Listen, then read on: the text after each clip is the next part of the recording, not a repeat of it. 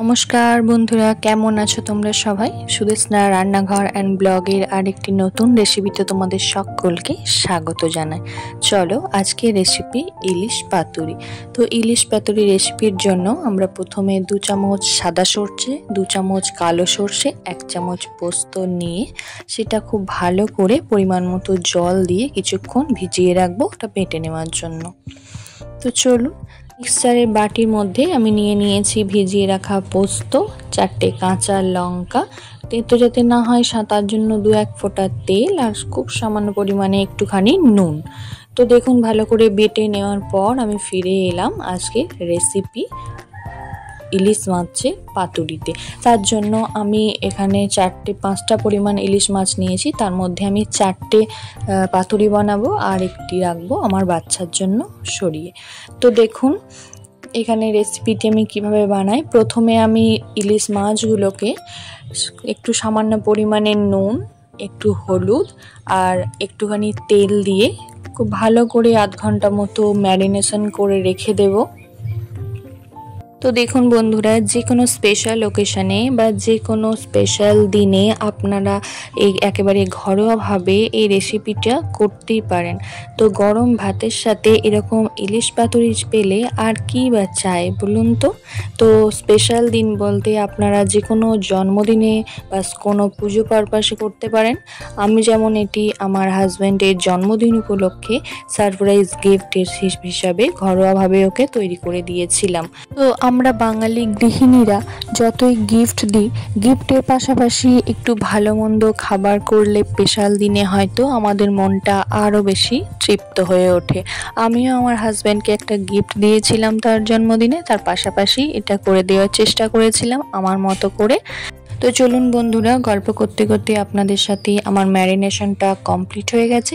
এবার যাওয়া যাক মেন রেসিপিতে। তো চলুন আপনাদের সঙ্গে নিয়ে যাই। তো দেখুন এখানে আমি যে পেস্টটা বেটে রেখে দিয়েছিলাম সর্ষে পোস্ত, সেই পেস্টটি নিয়েছি। এবার আমি এখানে অ্যাড করে নেব টক দই। আমি একটা ছোট কটোরা নিয়ে এসেছিলাম, যেটা 4 থেকে 5 চামচ মতো হবে। তো সেই কটোরাটা যেহেতু দইটা এখানে চাপ হয়েছিল, তো আমি আর জল ঝরাইনি।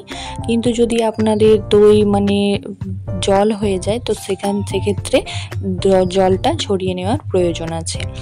তো দেখুন আমি এখানে টক দইটা অ্যাড করে নিলাম।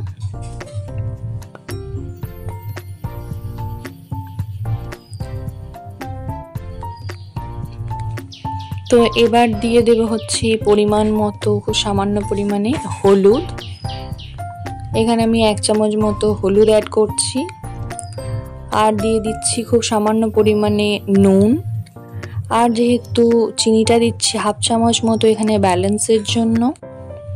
আর দেব এখানে 25 ml মতো সর্ষের তেল। তো সমস্ত পরিমাপগুলোকে আমি মিশিয়ে একসাথে ভালো করে একটা মিক্সচারের ব্যাটার তৈরি করে নেব।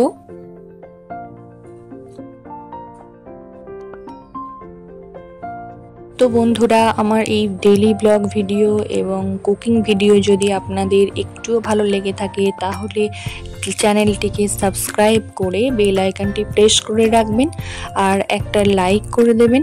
লাইক করলে মোটিভেট হয়ে ভিডিও বানানোর আগ্রহ বাড়ে। তো চলুন দেখা যাক। দেখুন আমি ব্যাটারটা খুব ভালো করে মিশিয়ে নিয়েছি, একটা থকথকে একটা পেস্ট তৈরি হয়েছে। তো বন্ধুরা, এখানে বলে রাখি যে রেসিপিটি আপনারা দুটো পদ্ধতিতে করতে পারেন। একটি হচ্ছে ফ্রাইং প্যানের মধ্যে আমি যেভাবে করব আজকে সেই পদ্ধতিতে, আরেকটি অন্য পদ্ধতিতে যেভাবে মোমো তৈরি করে। একটি পাত্রে গরম জল নিয়ে তার উপর ছাঁকনি বা ছিদ্রযুক্ত থালা নিয়ে ঢাকা দিয়ে এই প্রসেসে করতে পারেন, কিন্তু আজকে আমি কিভাবে করি সেটাই দেখাবো। তো চলুন, প্রথমে একটি ফ্রাইং প্যান নিয়ে সেটি তাতিয়ে নিয়েছি এবং তার উপর এই কলা পাতাগুলো যেগুলোতে পাতুরিটি করব, তো এই কলা পাতাগুলো প্রথমে একটু হালকা করে সেঁকে নেব যাতে ছিঁড়ে না যায়, এর ভেতর থেকে ময়েশ্চারাইজারটা বেরিয়ে যায় এবং ছিঁড়ে না যায় গোটানোর সময়। তো এই প্রসেসের সমস্ত পাতাগুলোই আমি ভালো করে প্রথমে সেঁকে নিচ্ছি।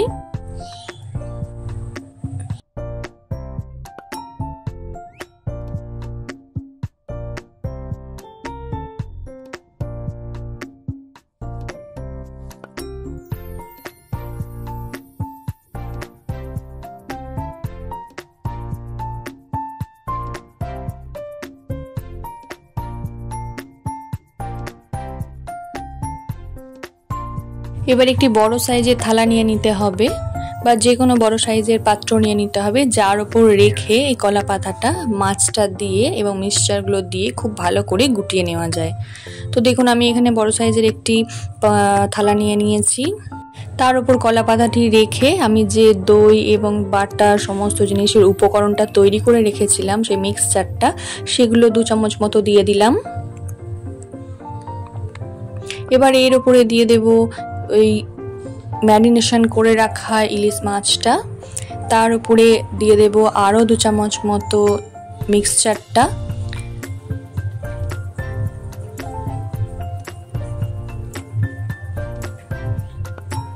তো বন্ধুরা এখানে বলে রাখি যে দেখবেন যে মিক্সচারটা দেবেন সেটি যেন মাছের চারপাশে খুব ভালোভাবে লেগে থাকে। তারপর দেবো একটু চেরা কাঁচা লঙ্কা আর একটু সর্ষের তেল।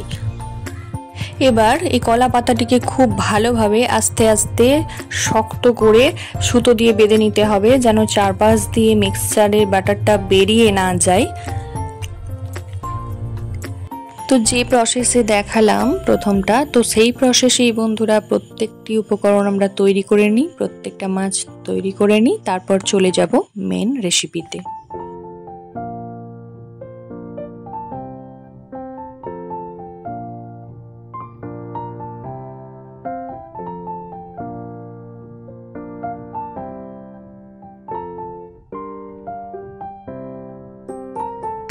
তো এখানে আর একটা কথা বলে রাখি বন্ধুরা, যে আমার বাড়িতে 4 জন মেম্বারের জন্য আমি 4টি পাতুরি বানাবো, তো সেই মতো আমি সমস্ত কিছুর পরিমাপটা নিয়েছিলাম। আর তোমরা তোমাদের যটা পাতুরি বানাতে চাও বাড়ির অনুযায়ী, তো সেই অনুযায়ী তোমরা তোমাদের পরিমাপটা করে নেবে।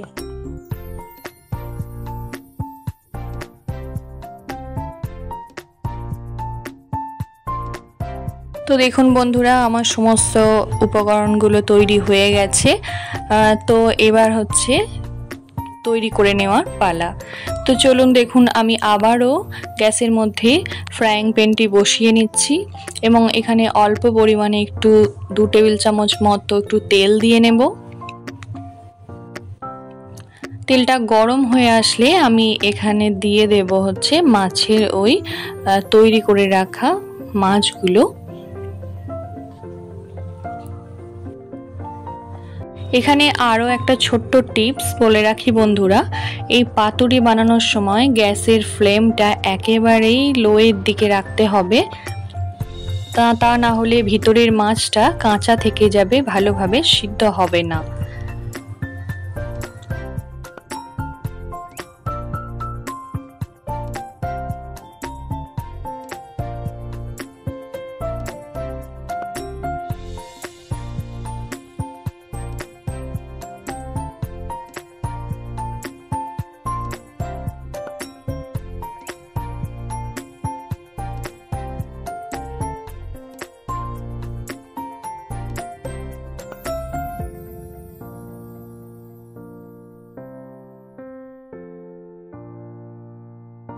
তো চলুন তেলটা আমার গরম হয়ে গেছে, এবার আমি সমস্ত মাছগুলোকে ফ্রাইং প্যানের মধ্যে দিয়ে দেব।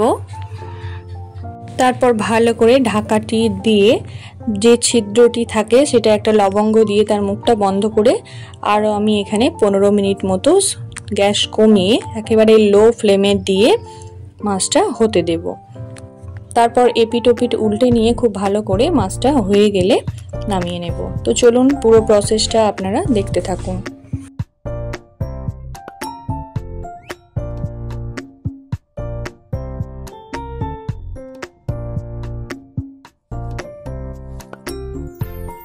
তো চলুন এখানে পুরো রান্নাটাই আমি করব হচ্ছে ঢাকা চাপা দিয়ে, আর লবঙ্গ দিয়ে আমি ছিদ্রের মুখ বন্ধ করে দেব যাতে ভিতরের বাষ্পটা বেরিয়ে না যেতে পারে।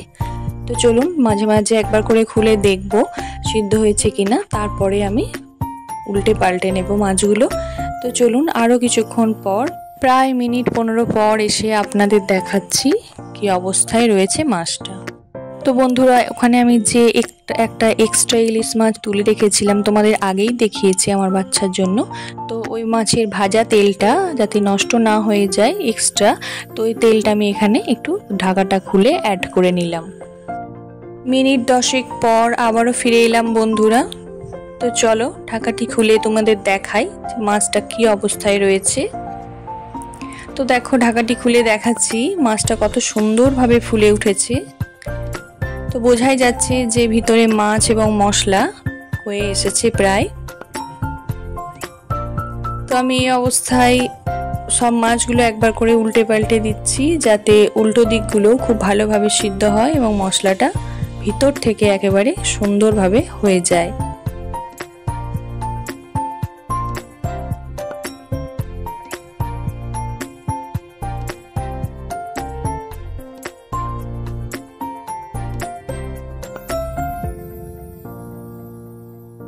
এই অবস্থায় মাছের উল্টো পিঠটা আমি আরও কিছুক্ষণ প্রায় 10 মিনিট ঢাকা দিয়ে হতে দেব।